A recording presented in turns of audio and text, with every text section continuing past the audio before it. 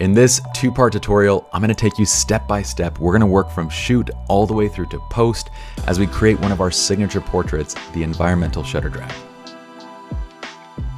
My name is Pi, and I'm one of the founders of Lynn and Jersa Photography and SLRLounge.com. We're teaming up with Adorama to bring you a new series of photography tutorials called Master Your Craft right here on Adorama TV. So let's dive in. What's up, friends? My name is Pi. Welcome to Adorama TV. It's wonderful being here with y'all. So video one, I want to break down the process of actually shooting and getting a clean raw file for this look, the environmental shutter drag. In video two, we're going to take that raw file and work through from start to finish inside of Lightroom, and you guys can follow along with a downloadable DNG. Let's get straight into this. And the first thing that I'd like to discuss is what is a signature portrait? Still miss my air quotes. So a signature portrait, this term I use to kind of just describe images that might be unique to you and your studio. Now, this isn't to say that nobody else has shot this kind of image or any kind of signature portrait. What I'm saying is, from your client's perspective, these images are unique, they kind of stand out to them, and it might be an image that they look at and go, you know what, I want that for my photo shoot. So a signature portrait is an image that you tend to create or recreate quite often for different clients. Now, I'm going to save the importance of these signature portraits for a separate video and discussion. For now, let's focus on this one specifically. It's an environmental portrait with a shutter drag, and we're going to shoot it natural light. I'm going to break the process down into 10 steps, starting with step 1, time of day. For these types of images, I find them easiest to create at dusk, and if you're bold enough, sure, at dawn works as well. So this is right around sunset and just past sunset. And the reason is you have to slow down the shutter to around 1/2 to 1/4 second, that range. And doing that when it's bright outside really isn't possible without the use of a neutral density filter or an ND filter. So at dusk, the light is dim enough that you can slow down the shutter, close down the aperture a bit, and you're good to go. Just note that if you want to do this midday, you will need to use an ND filter to cut down light so you can actually do a midday shutter drag. But we all like it during golden hour anyway. It looks best during that time. So just do it at dusk. Number 2, scout your angle. Now here's what I mean. Before you have a client step in for the shot, I want you to make sure of a few things, okay? Number 1, that the client is going to be standing in a safe place. When we're working at the beach, it's going to be a spot where I want the water to roll past their feet, but I don't want the water to be high. I don't want to be crashing near them. I don't want any risk or liability of my clients getting hurt during the shoot. So what I'm looking for is kind of an area that they can stand, like say, for example, these rocks where the water is going to roll over their feet slowly. The next thing I'm looking for is the motion itself. So you'll notice that I'm actually shooting, and I don't have the camera set up on the tripod. What I'm doing is I'm setting the camera to a slow shutter speed. We're at 1/3 of a second, f16, ISO 50. This gets me slow enough that I can see the motion and just hand hold to see what it actually looks like. So in this first spot, I kind of would have to wait for a really long time for the water to actually wash up past their feet. I like the way it looked though. The second one, the motion didn't really look that great. The water doesn't kind of pull the way that I wanted to. The third one's okay, but again, the water doesn't come deep enough. This one's good, but I noticed that the detail of these rocks kind of makes the movement of the water a little bit less noticeable. I know that this works well on sand. So that's kind of my back of my head. And when I kind of realize that this spot really isn't working for me, I go back to, okay, I know this works well on sand. Why? Because the sand is just a constant textured surface and it's simple. So it allows the movement of the waves to really stand out. So I kind of go back to what I know works in this case, since the other options aren't. Okay, this brings me to step 3. It's time to actually place your tripod. Now I am using the Peak Design travel tripod. It's this guy, and I have a couple tips when it comes to beach safety when using tripods, or at least how to keep your equipment in good working order. So I like the Peak Design travel tripod. It's great, it's well built, it's small and compact and very light. It does have its drawbacks. I mean, it is rather expensive, but the main thing for me is the head It can shoot portrait aspect ratio, but it's a little bit annoying to kind of use compared to other tripod heads. So if that's important to you, that might be a little bit of a drawback. But either way, this is kind of my go-to because I do a lot of destination work. And so when I set this up, and you're going to do the same thing with any tripod that you're using, once you get to the beach, I want you to actually extend just the bottom legs. And you're never going to lay the tripod down on the sand. You're simply going to insert the bottom legs wherever you go, just to make sure that this is the only part that goes into the sand. The number one way that I see tripods kind of get destroyed is actually, well, laying them down is one. But two is, once they've been put down in the sand, retracting or basically closing this thing up and putting it away without actually cleaning the bottom feet. So once these bottom feet go into the sand, you're not going to close or collapse the legs until you're back at the car, until you have these legs fully cleaned off. Okay, so it's extended. Now when you place this into wet sand like I'm doing, you're gonna kind of place it and then press down that head a little bit to get it to sink into the sand so it remains relatively stable once it's in. Otherwise, when the water comes through, the tripod's gonna keep on sinking. Okay, 4, with the tripod placed, you're going to place the camera onto the shoe. What I want you to make sure is that your plate is very sturdy. It's on there nice and tight. And then I want you to get onto the head, make sure everything is nice and tight. The reason is I prefer to do this without a shutter release. Granted, if you're doing a lot of landscapes and doing this stuff quite often, use one. That's best practice. But for me, I'm working on location. I like to take a minimal amount of gear, and things like a shutter release often get lost. So as long as the camera is sturdy, I can use my trigger and just spam the trigger through burst mode and capture the images that I need to without a shutter release and be able to do it a bit quicker with less gear.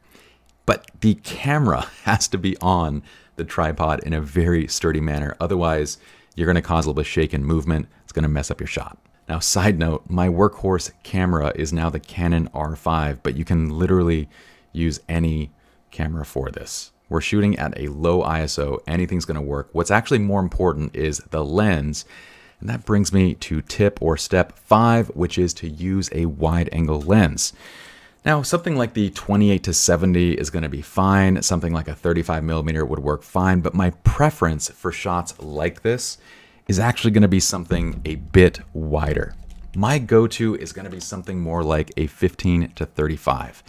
The reason for this is that we're trying to capture and even exaggerate the motion.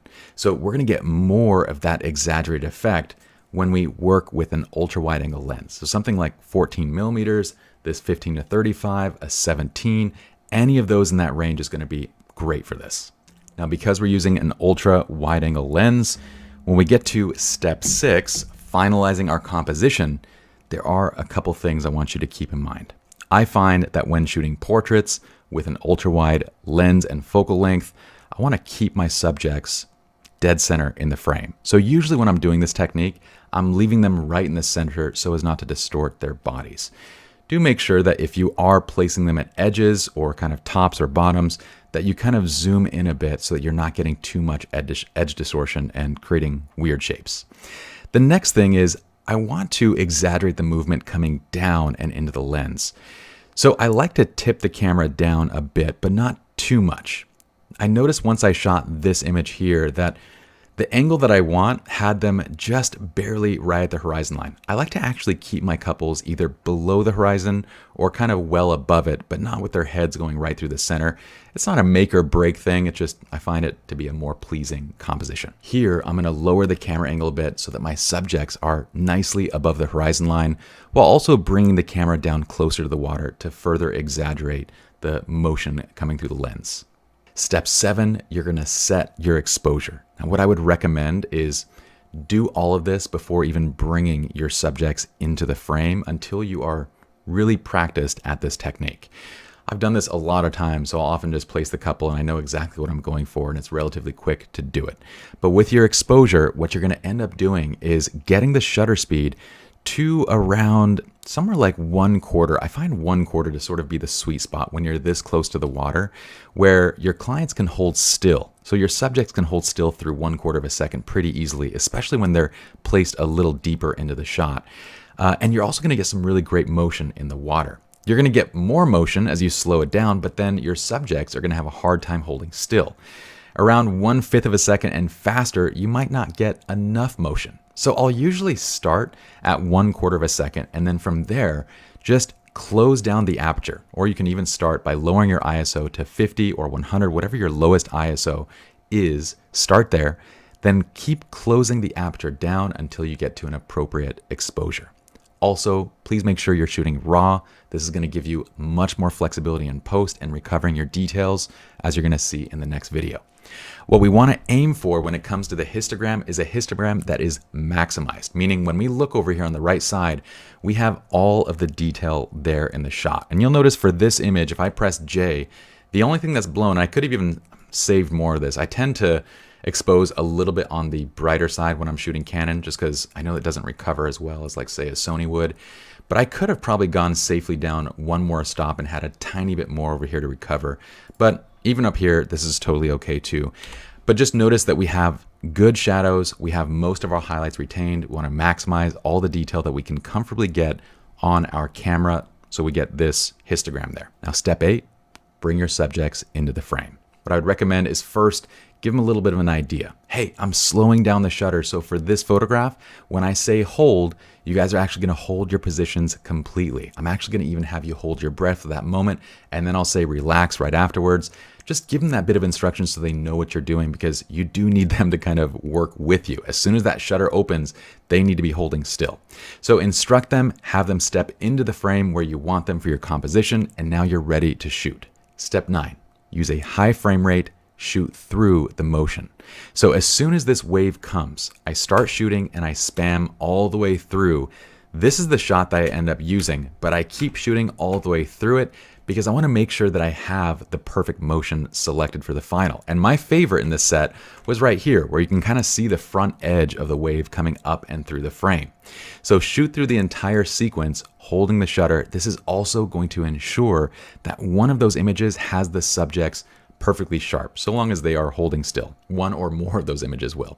And so worst case scenario, if the subjects are a little bit blurry in the shot, you can find a different one, a different set among there to layer and do a simple composite with. You can kind of just erase and mask them out, right?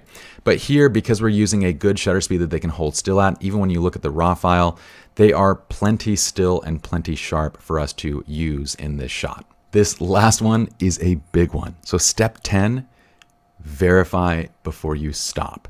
So too often I see shooters come back with an amazing set of images where the motion looks fantastic, and when I zoom into the couple, I'm like, dude, you missed critical focus, or there might have been a little bit of movement. Either way, they're not quite sharp enough.